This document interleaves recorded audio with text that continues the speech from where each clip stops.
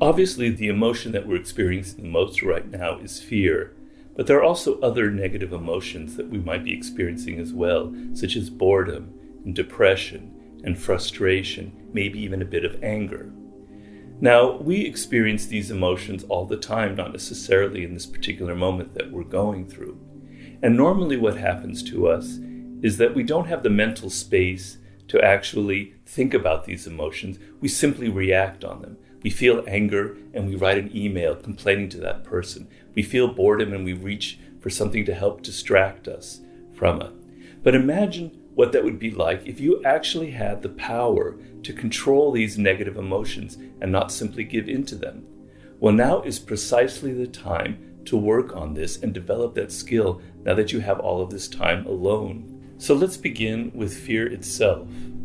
Now, I want you, instead of just feeling this kind of generalized fear or anxiety about the world or about your situation, is I want you to take a step back when you're feeling this emotion and actually analyze it. Actually ask yourself, why am I feeling fear in this moment? What exactly am I afraid of? Is there something specific and concrete that I'm afraid of? Or is it something just generally in the air? And then I want you to analyze where it came from. Did it come from a feeling from within, something that you faced in your personal life? Or is it something that you heard on social media and is viral? I want you to be able to take some distance and to think about where that fear came from and to see if you can actually relate it to something specific in the environment.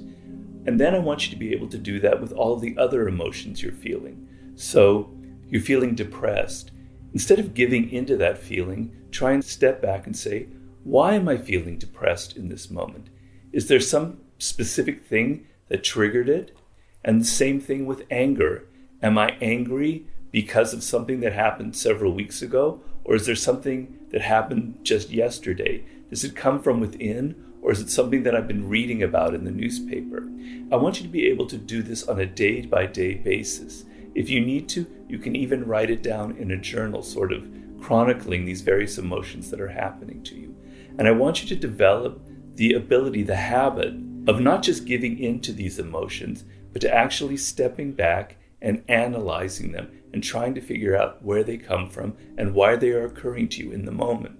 And the reason that you do this is that in the process of analyzing it, oftentimes you will realize this emotion isn't really very real. It's not actually tied to something that's threatening me in the moment, or it's not actually tied to something that is happening to me right now. And so you'll develop the ability to let time pass. You won't feel so angry in the moment because you know tomorrow you won't be feeling the same way. This will help calm you down in the moment and will also help you develop patience as you realize that the emotions that you're feeling now are temporary and that they will disappear probably the next day or a few days later. So instead of giving in to this emotion of fear and having it crippling you, what you're doing in this moment is you're actually doing the opposite. You're developing a critical life skill, the ability to distance yourself and gain a degree of control over your own emotions.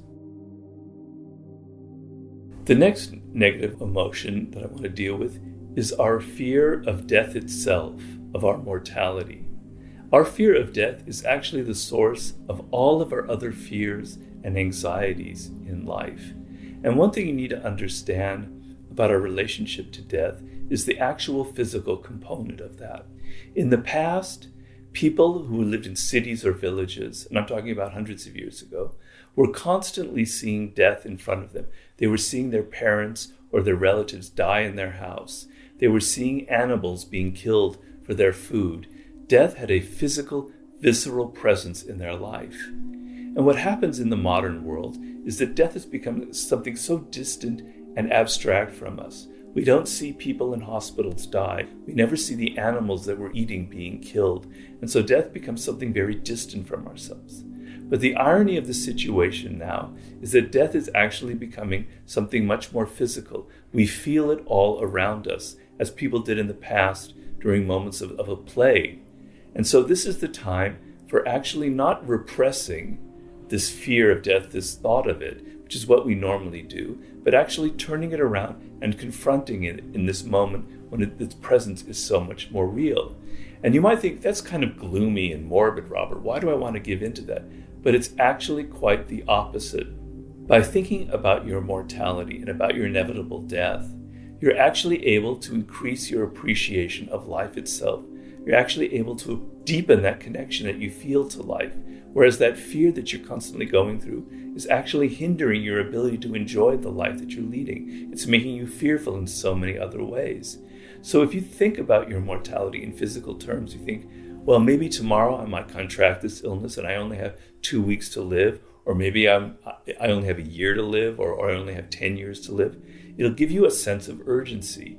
You have to take advantage of these moments. You have to realize those projects that you wanted to realize. You don't want to waste time. You want to make the most of each moment. Confronting your mortality will also make you deeply, deeply appreciative of what you have right now, of the life that you live, that you're actually alive, that you're actually able to see the world around you, hear the birds chirping. But being aware of how things are ephemeral and how nothing really lasts actually will deepen and appreciate your connection to life itself. And this is precisely the moment to overcome this greatest fear that we all have. The next negative emotion that we're all experiencing is definitely depression. Now, I can't come up with an exercise that can possibly solve such a complex emotion with so many different sources. But there is something that we can all do that can help blunt some of the effects of it. And the first thing is you must understand that the mind and the body are intimately connected, interconnected. So that when you're physically feeling low energy, this affects the mind. And when the mind is feeling kind of bored and depressed, this affects the body. It's a complete interactive feedback loop. But oftentimes when we feel depressed, we separate that and we only think of the mental part and not realizing that there could be a physical somatic source for this emotion. So one thing that you must understand is how the human body, what it's designed for.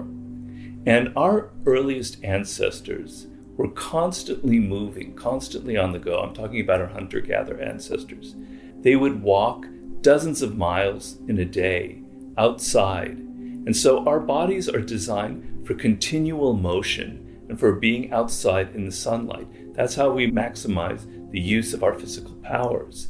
And you'll notice the trend in northern Scandinavian countries, for instance, in the winter, when people can't move as much and they're not exposed to as much sunlight, they become extremely depressed and even suicidal. So the physical element has an incredible effect on the mental element. And so what I'm advocating in this moment is that you need to move as much as possible and not give in to the inertia that we naturally feel being cooped up in our apartments or in our single rooms. And what this means is, as much as possible, I want you to go outside and take a walk every day for at least a mile. If you're confined to a certain area, then just walk around the block during that time, or use this time to walk your dog or whatever it is. But understand that in moving, you will actually help release some of those dangerous chemicals that are trapped in the body, and you will be breathing more deeply. And this physical effect will also help calm down some of these emotions, such as depression, that you're feeling. The next negative emotion I want to deal with is the incredible anxieties that we're feeling about the future, specifically about our careers, about our jobs, and our ability to have enough money to support ourselves, all of which can lead to feelings of great panic. And the thing to understand about this is that if you're constantly reacting to this emotion and constantly reacting to this fear, you can never get out of it, and you're constantly creating more problems for yourself. The actual solution is to develop the ability to get outside the moment and to think longer term about the direction of your life, about the direction, the goals that you want, and the career that you're trying to make for yourself. Now, I understand for many of you who have lost jobs that this is extremely urgent and critical right now. You don't have the luxury of thinking that far into the future. You need to find some way to pay for food and rent, etc., in the days to come. That's extremely understandable. But it's very important that you don't get trapped in this cycle, because often a lot of jobs are being downsized in this world. You could end up reaching for a career or something 4 months from now that won't exist for a year from now because of technology. And you're back to square one, always looking for something immediate to help you survive. And the only way to get out of that is to think a bit longer term and say, is this a sustainable career? Will this be around long enough for me to be able to support myself? And so I want you to think, is there perhaps a better direction for me? I have to take this immediate job to help me support myself. But where do I want to be in 3 years? Where do I want to be in 5 years? Is there something else, another direction I possibly could take? And if you think about it in that way, perhaps you will realize that there's other skills and other forms of knowledge that you need to develop. And you can actually take this time to learn those skills. But as you elevate your mind above the immediate needs of the moment, you'll be able to calm yourself down as you think of other goals and you're occupying your mind with actual solutions to the problems that you're facing with these anxieties. And even if your career is something that's more stable and you're not afraid of losing it after this crisis, you still want to reassess where you're headed, and still you want to think of, is this exactly the career path that I want to be on? Perhaps before this you were entertaining projects that you wanted to realize, books that you wanted to write, great businesses that you wanted to start, but you never had the time to actually see them through. Well, now is the time to go back to them and to actually try and realize some of those projects and put some flesh on the bones there and actually try and think of how you might be able to realize them when this whole thing passes over. Basically, the ability to get yourself out of the moment and think longer term, think of larger goals, think of what you need in the future is one of the great ways for calming you down and for not being so reactive and fearful and anxious in the moment and getting out of some of these negative cycles that we fall into when we give into these feelings of panic. The next negative emotion that I think we're all dealing with is boredom. And this is very natural and understandable. We don't have our usual distractions that we can rely upon to help us in those moments when we're feeling a bit restless and there's nothing occupying our minds. But boredom is something that strikes us all of the time. And how we manage this emotion in our day-to-day life actually plays a critical role in our success in life and how we're able to think for ourselves and how we're able to find inner resources for distracting ourselves. So I want you to use this time to find a constructive way of dealing with your boredom. Now, what I want you to do is I want you to think of your mind as a kind of a mental landscape. And there are two kinds of landscapes in the world. There's one with very little life forms, such as a desert, where there's not much variety of plants or vegetation and not much variety with animals. And then there's a second kind of ecosystem, which would be like a jungle or a forest area, where there's an intense variety of plants and animals. And what happens in these two different ecological systems is they become self-creating dynamics. The kind of dead environment like a desert ends up becoming more and more uniform, whereas the very ecologically rich environment, more and more diverse forms of life tend to form. And your mind is like that. And you want to be able to develop a mind that is full of all kinds of interesting thoughts and ideas that come from many different sources, kind of creating this rich, self-enriching environment that is your mind. The problem that we have most often, though, with boredom is that we search for external sources to help distract us. We try and go to movies, we play video games, we go out into parties. What this means is we become addicted to these external sources of distracting ourselves and entertaining ourselves. And what I want you to do is to develop internal resources for being able to entertain yourself, for being able to feel excited from within instead of having to reach from things from without. That is what will help you develop this rich mental landscape that will serve you so well in the world and make you a much more creative individual. The first thing you have to do is you have to develop the ability to be alone.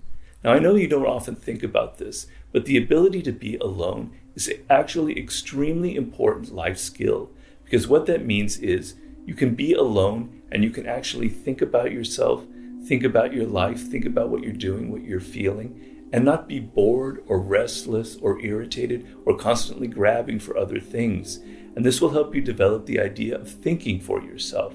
The second thing for creating that rich internal environment, the single most important thing you can do is to read books. And what I mean is I want you to read a wide variety of books. I want you to read books of history and biographies. And I want you to read books on ancient history, ancient Greece, ancient Rome, the Renaissance, things more recently. You're going to be like a mental traveler. Locked in your apartment or your room, you are mentally going to be traveling to all these different times in the past. And you're going to be mentally traveling to all of these different cultures. So you won't feel so trapped. And this is what people in prison often do. They discover the prison library. And even though they're confined in their little cell, their mind is able to travel all around the world. And they find this is as incredibly liberating. So I want you to read as big a variety of books as you can, feeding that landscape. The other thing I want you to read are books on philosophy that will help calm you down.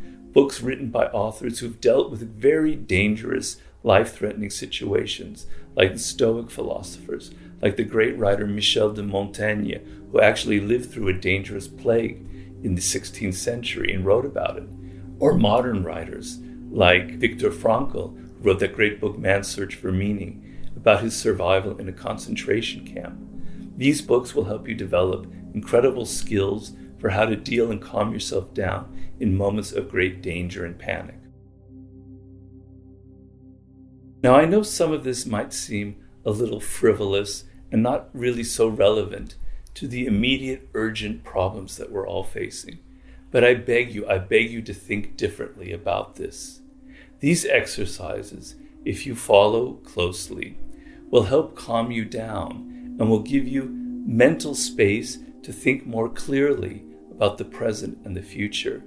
They will lead to the cultivation of life skills that will help you further on after this crisis has passed deal with any other future problems in life. They will help expand your capacities. And this is now the moment, precisely the moment, to work on and develop them. So please don't waste this precious, precious opportunity.